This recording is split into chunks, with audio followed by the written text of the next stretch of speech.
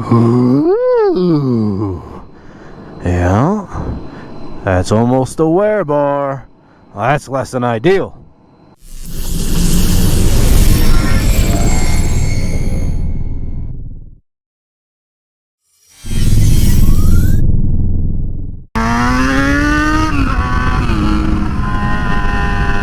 What's going on, guys? Half Click up here. Welcome back to the channel. It is Fizzer. It's Fizzer Friday.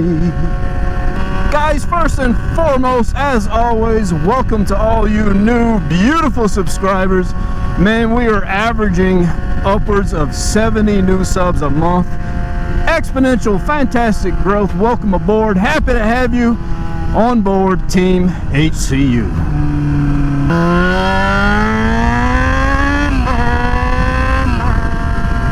Well, surprise, we've got to buy new tires, man. Well, it is what it is, right? And so, looking at that tire in that opening scene there, you wouldn't think we need new tires, and for, you know, commuting or daily riding, in fact, we don't. But the thing about it is that Ride Smart. Okay, first of all, let's back up. My next track day is going to be at G2 Motorsports Park with Ride Smart, and Ride Smart has a rule that states that your tires must have at least 50% tread, and what we have going on here, folks, is about 25% tread. And yeah, that, you know, these tires honestly still probably have at least 1,000 miles left on them, if not more. But for track day purposes, it's not going to suffice. It just will not. In fact, I would venture to say that these tires would not pass tech, and that would be a disaster. It would be a disaster to show up at G2 and not pass tech inspection because of my tires. And so now the crazy thing, though, is that tires are super hard to find right now, man. Like, I guess track days are a very popular thing at this point in time. Obviously, we're sort of in the middle of riding season, and I'm just having a hell of a time finding a set of tires. The rears are pretty well available, but front tires in particular, the ever so popular size 120/70/17 is just not out there in most cases. Now, before we dive deep off into this discussion, do me a favor and drop a comment down below and tell me what brand tire you guys prefer. What tires do you run on your Fizzer or any other bike you have? And just a brief little sentence or two as to why. Now, I myself, if you guys don't know, am a huge Dunlop fan. I only run Dunlops now. That's nothing against any other manufacturer, but I prefer Dunlop because they are a superior gripping tire in most cases, and by God, they're made in the good old US of A. That's right. One of the few sport bike tire manufacturers where the tires are manufactured in the USA. Not to mention, just as a bonus, the official tire of Moto America happens to be Dunlop. Also took a look at the Michelin, I believe it's the Pilot Power CT2.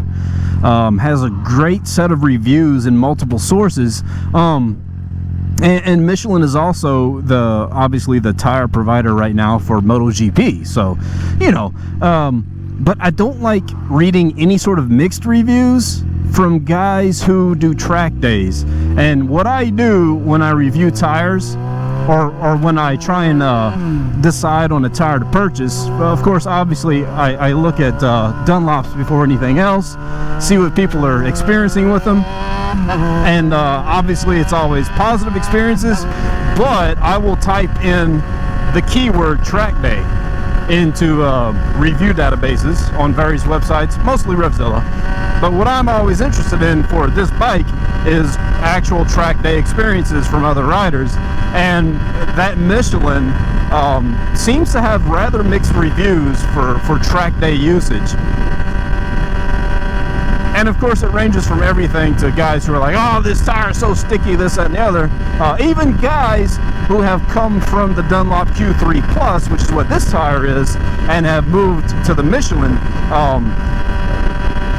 they claim that the Michelin is just as good, if not a little bit better than the Q3 Plus. I don't know, but I will tell you this, that the new Dunlop Q5, in particular the Q5S, is the direct replacement and upgrade to the Q3 Plus.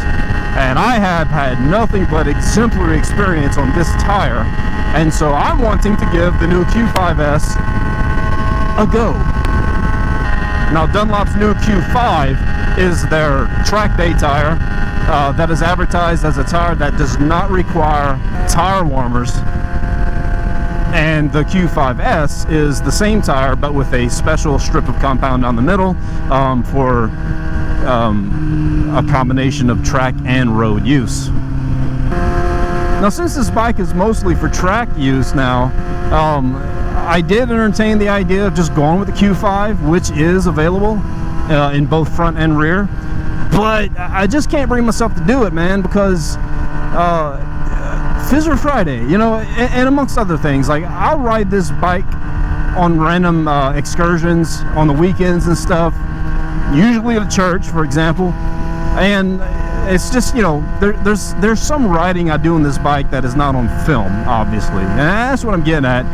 I feel like I do enough, and it's interstate stuff, right? So I feel like I do enough straight line, high-speed interstate style riding that it's not worth the risk of creating a huge flat spot on a tire that's not meant for road use at all. And so I'm opting for the Q5S. It is a little bit more expensive than the Q3 Plus, but that's to be expected because it's a brand new tire.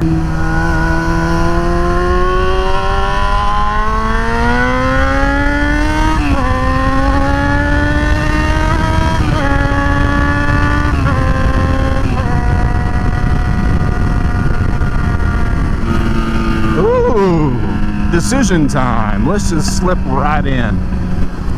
Let's just slip right in behind this guy. Whoa, that was a piece of tire. Did you see that? Let's get out of here. Alright, I don't want to get too crazy on the speed because we'll get some mic popping, and I don't like that kind. So yeah, like 3 track days on this particular set of tires. My last day out, which was at Eagles Canyon Raceway, I didn't advertise it or discuss it with anyone or on any platform, but I did experience a little bit of corner exit slippage. And let's face it, the Fizzer is not all that powerful of a motorcycle, and so I was a little bit concerned with the actual wear that this set of tires does have on them. And so obviously, from all angles of discussion, the purchase of a new set of tires for this coming track day is certainly, most definitely warranted. And this tire doesn't even really have a flat spot to it, which is what's pretty crazy. Just goes to show you it's been used more on the track than it really has been on the road. And the thing about it is, man, is once you're done with the track session, you know, everybody's like, oh, look how awesome my tires look, right? Because who doesn't love the way tires look after a session? You know, you got that chewed bubblegum effect all around the edge of the tire. But understand this, what you see there is simply what's left on the tire. You need to understand that when you have that effect generated on the tire, you've left rubber behind that you're unaware of, right? And so track conditions are very demanding on a set of tires, and that just goes to show you what happens when they start really exceeding their sort of lifespan, their wearing span. You know, you experience slipping like that on corner exit, and so it's a thing. It's something to be aware of, and especially on this bike, not being super powerful, you know, and a tire like the Q3 Plus, which is a sticky tire, don't get me wrong, you know, experiencing that kind of a slippage on a corner exit, yeah, it tells you something. And so there you go. And so even Pirelli has their Super Corsa span of tires. That lineup, I don't believe, is actually available with the 160/60 rear. And I run stock tire size, so, you know, like the Super Corsa series is out of the question. And then they have the regular Corsa series, which is like on clearance at Revzilla, for example. They're completely sold out of everything. So I, in fact, can't even really entertain Pirellis, for example. And so I actually gave Revzilla a call today just to find out if they had any kind of insider information from their distributors on when exactly the front tire would be available, because of course my fear is that the tire not be available before track day, luckily, which isn't until October.